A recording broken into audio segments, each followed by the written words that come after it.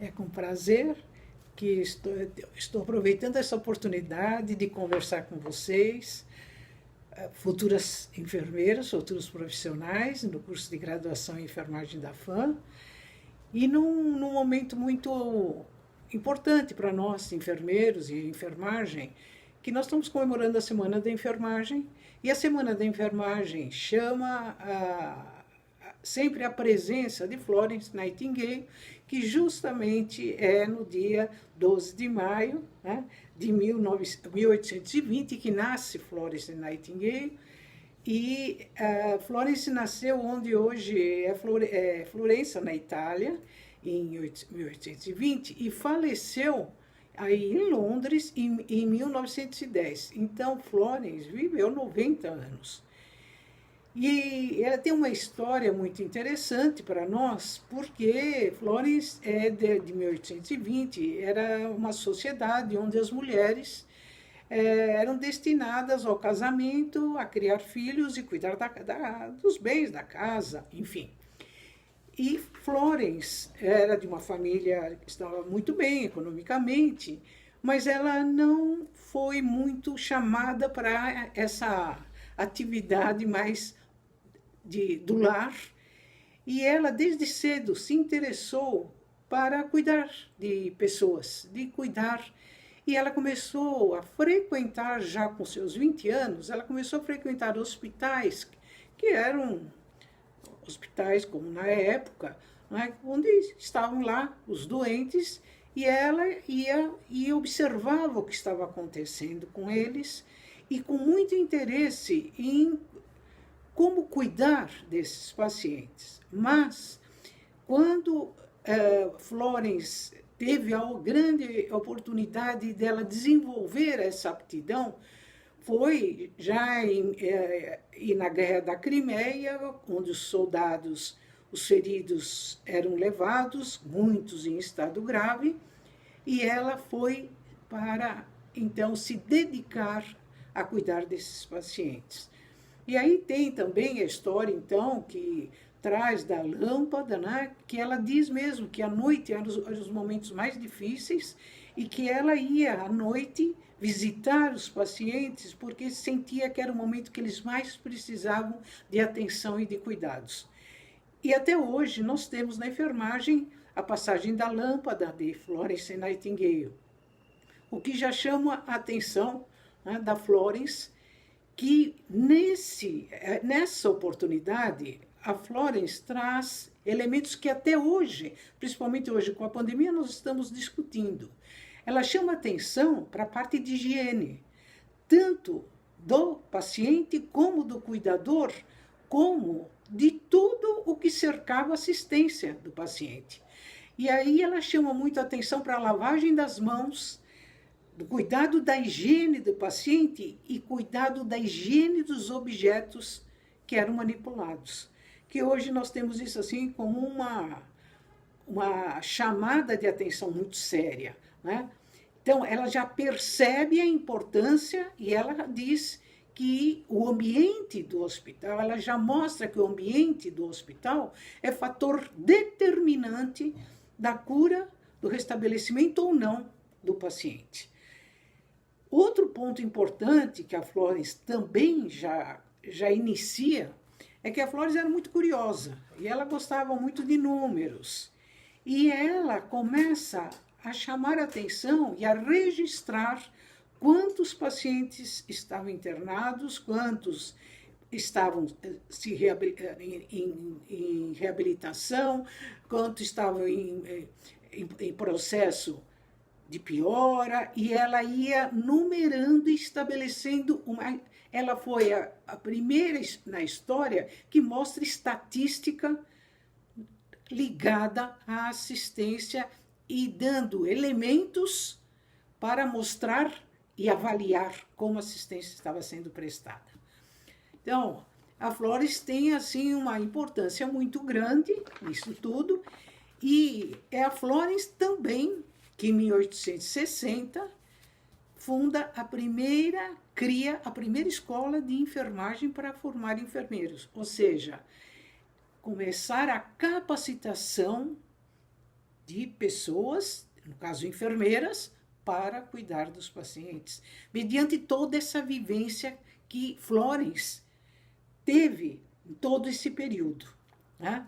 Então, nós todos, quando estamos falando da Florence, nós todos temos um juramento quando nós nos formamos. Vocês também vão fazer esse juramento quando vocês se formarem. Eu vou ler esse juramento porque a Florence é muito atual. E vocês, e nós todos, eu também, no dia do juramento, a gente está tão emocionada com a cerimônia que o juramento não fica muito, não mostra diretrizes para a atuação profissional, com o cuidado que a Florence traz nisso. É com ética, com humanidade. E ela diz: juro, livre e solenemente, dedicar minha vida profissional a serviço da pessoa humana, exercendo a enfermagem com consciência e dedicação, guardar sem desfalecimento os segredos que me forem confiados, respeitando a vida desde a concepção até a morte, não participar voluntariamente de atos que coloquem em risco a integridade física ou psíquica do ser humano, manter e elevar os ideais de minha profissão, obedecendo aos preceitos da ética e da moral, preservando sua honra, seu prestígio e suas tradições. E vocês que estarão, algumas começando o curso de graduação, outras no final desse ano já serão os profissionais, vocês farão o juramento e receberão o livreto do Código de Ética. E esse livreto traz exatamente esses princípios, ele é imbuído de todos esses princípios. É o aspecto legal, que hoje chama muito a atenção, né, dos deveres, obrigações, proibições e direitos do profissional. E isso todo profissional tem que conhecer, porque ele rege e direciona e disciplina a vida profissional. E mais o aspecto ético e humano que Florence traz, né, com tanta sabedoria, né, e com tanta humanidade. Então, eu trouxe esses aspectos para trazer para vocês, como a Florence traz já um princípio, né, com diretrizes, com elementos que nós já podemos pensar que, após Florence Nightingale, já começam a se estabelecer algumas técnicas de enfermagem, ou seja, procedimentos estudados, avaliados, modificados e transformados em técnicas que eram técnicas padronizadas para este. Parece ser um momento muito importante, e foi um momento muito importante, porque ela permitiu a avaliação do desempenho da enfermagem, das atividades, das tarefas, enfim, ela decodifica essa atuação do enfermeiro, possibilitando a avaliação das atividades e possibilitando avaliar resultados, decisões a serem tomadas. Isto é precioso até os dias de hoje, né? Então, agora eu vou falar um pouco do dia de hoje, depois de Florence Nightingale. Hoje, nós já estamos com um processo assistencial bem mais complexo, mas bem mais avançado, e eu quero trazer para vocês que o enfermeiro, né, nas suas atividades, o âmbito de atuação do enfermeiro em 4 processos de trabalho: o processo assistencial, o processo educacional, o processo gerencial e o processo investigativo. O processo assistencial, que é o que vocês estão trabalhando e preocupados com toda a razão em ter domínio deste processo de trabalho, ele é o central, ele é o mais importante, sem dúvida. Se nós pensarmos no processo educacional, né, vocês estão sendo formados para o desempenho do enfermeiro. Este processo é importantíssimo. porque isto é que dará as condições para vocês iniciarem o desempenho profissional.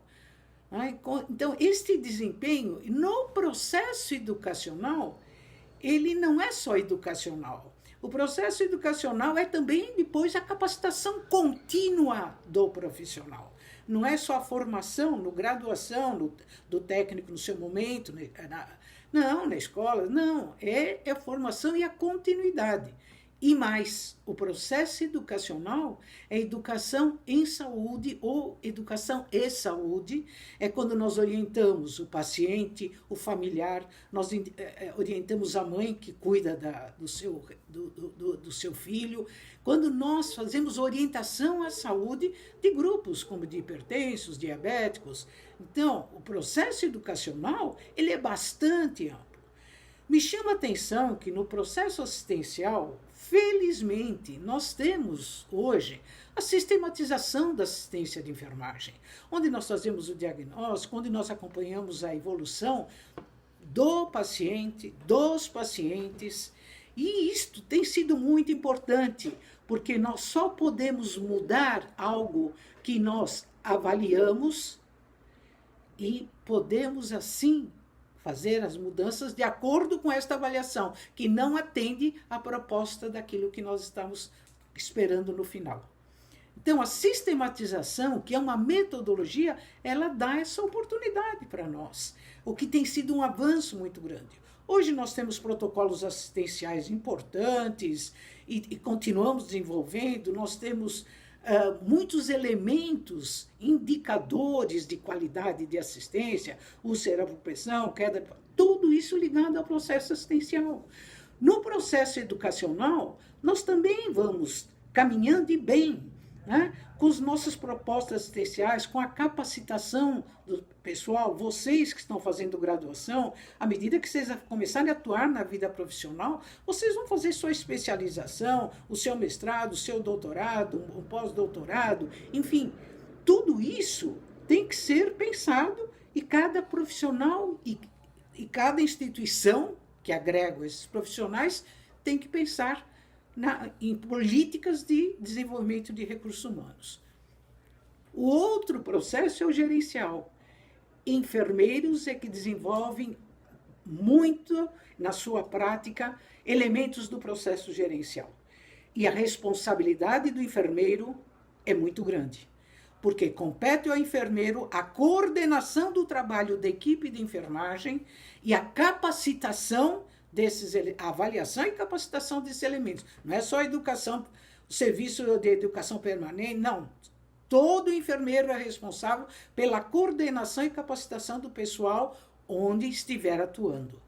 Né? Então, o conhecimento da dinâmica das atividades do processo assistencial é condição sine qua non para qualquer enfermeiro que está atuando.